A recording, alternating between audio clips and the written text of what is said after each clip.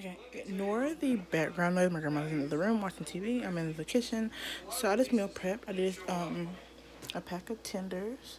And I put them in some water, chopped up some onions, you see some onions, and put some pepper and some Old Bay seasoning on them.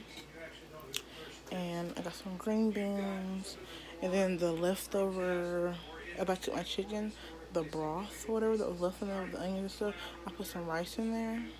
I'm cooking that for a side dish. But I got tenders and these two, and I got chicken thighs and green beans and those.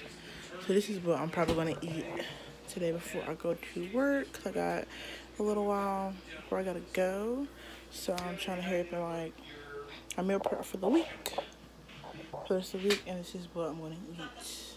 Some today, come store the rest of the green beans in something, and I'm gonna store the rice in something, cause I got more meal prep containers, but until I can buy some more food Friday, so this is the whole meal over.